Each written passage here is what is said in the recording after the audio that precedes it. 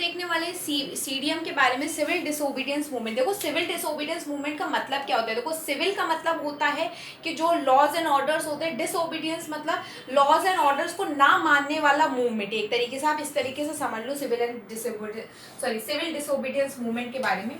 इसमें क्या होता है, बेसिकली टैक्सेस जो सॉल्ट के ऊपर लगे हैं उसे हटाने के लिए किया गया था। देखो इसका मतलब क्या है, देखो जवाहरलाल नेहरू जी ने पूर्ण स्वराज की बात रखी थी, ठीक है, वहां पे ये चीज एंड होती है, पूर्ण स्वराज की बात रखी। फिर 26 जनवरी को उन्होंने अपना स्वतंत्रता दिवस मनाया, पर उसमें ज्यादा लोग गए नहीं। उसके बाद महात्मा गांधी जी ने एक बात रखी जो सॉल्ट के ऊपर थी। अब सॉल्ट में क्या था, बेसिकली सॉल्ट में टैक्स लगा हुआ था। अब सॉल्ट तो अमीर गरीब हर एक जाति हर एक धर्म का आदमी खाता है, ठीक है। अब यहाँ पे दिक्कत ये हो गई थी कि इसके ऊपर बहुत ही हाई टैक्स लगा हुआ था जो कि नहीं लगा होना चाहिए। तो इन्होंने 30 जनवरी 1930 को क्या किया, वाइसरॉय को, लॉर्ड एरविन को एक लेटर लिख के दिया, ठीक है, जिसमें उन्होंने अपनी मांगे रखी और उसमें एक मांग थी सॉल्ट टैक्स को हटाने की मांग। ये मांग पूरी नहीं हुई। उन्होंने पहले ही उन्हें वार्न कर दिया था कि अगर ये जो चीज़ें नहीं पूरी हुई तो हम लॉ को तोड़ देंगे। इन्होंने यही किया। इनका चालू हुआ दांडी मार्च, ठीक है। दांडी मार्च में क्या किया, ये दांडी कोस्ट मतलब साबरमती आश्रम से दांडी कोस्ट तक गए। ये पूरी जो जर्नी थी इनकी वो थी 240 माइल्स की। अब 10 माइल वो अगर पर डे चल रहे हैं, ठीक है, तो जाहिर सी बात है कि 24 दिनों में पहुंच जाएंगे वो। तो 24 दिनों में वो दांडी के कोस्ट में पहुंचे। उन्होंने क्या किया, उसे मैन्युफैक्चर कर दिया सॉल्ट को। उसी तरीके से सॉल्ट लॉ ब्रेक हो गया। मतलब ये टैक्स में था कि आप जो है कोई सॉल्ट नहीं बना सकता, सिर्फ जो वेरीफाइड है कंपनियां वही सॉल्ट बना सकते हो, उसके ऊपर भी टैक्स लगा हुआ था। अब यहाँ पे 78 वॉलेंटियर्स के साथ गए थे। तो ये कुछ चीजें याद रखी, 78 वॉलेंटियर्स 10 दिन पर डे 240 माइल 24 डेज में खत्म हुआ साबरमती से दांडी कोस्ट। इसके बाद से क्या हुआ, सीडीएम थोड़ा ऐसे चढ़ने लग गया। इसमें क्या हुआ कि अब वही फॉरेन गुड्स को बाइकआउट करना, लिकर शॉप को पिकेट करना।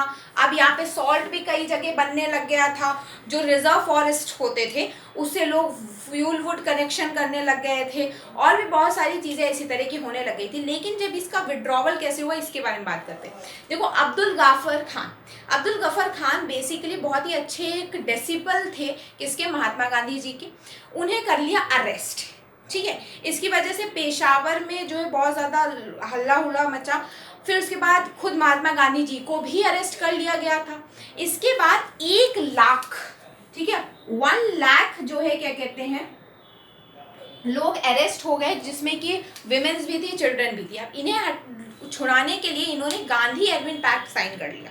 गांधी एरविन पैक्ट में ये था कि गांधी जी ने बोला कि हमारे इन लोगों को छोड़ दो। लॉर्ड एरविन ने बोला कि आपको हमारे साथ सेकेंड जो कॉन्फ्रेंस है, उस सेकेंड राउंड टेबल कॉन्फ्रेंस, उसमें जाना पड़ेगा। अब देखो सेकेंड राउंड टेबल कॉन्फ्रेंस का क्या किस्सा है, आप उसी जो पैराग्राफ जहाँ पे 26 जनवरी वाली बात लिखी है उसी के थोड़ा और ऊपर जाओगे तो उसमें एक बार बात आती है कि लॉर्ड एरविन ने बोला था कि हम आपको डोमिनेंट स्टेटस प्रोवाइड करेंगे, है ना, मतलब आपको कुछ स्टेटस प्रोवाइड करेंगे कि आप कुछ चीज़ों में अपने थोड़े बहुत हुकूमत चला सको। आपको उसके लिए सेकेंड राउंड टेबल कॉन्फ्रेंस में आना होगा।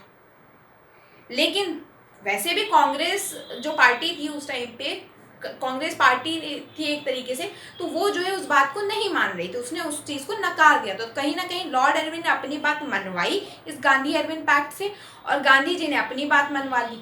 लेकिन वो सेकेंड राउंड टेबल कॉन्फ्रेंस में जाने का उनको कोई भी वो नहीं रहा, कोई भी मतलब नहीं पड़ा। और उसके बाद फिर से जो है क्या कहते हैं सिविल डिसोबीडियंस मूवमेंट स्टार्ट हुआ था, जिसमें कि ज़्यादा लोगों ने पार्टिसिपेट नहीं किया था। तो ये पूरा का पूरा सीडीएम का मामला है जो कि हुआ था। इस स्टार्टिंग आप जो है वहाँ से भी कर सकते हो कि लॉर्ड एरविन ने डोमिनेंट स्टेटस प्रोवाइड किया, फिर सॉल्ट मार्च दांडी मार्च किया, फिर कुछ चीज़ें और लिख दो और फिर बाद उसका विड्रॉवल। ये पूरा का पूरा सीडीएम के बारे में हो गया।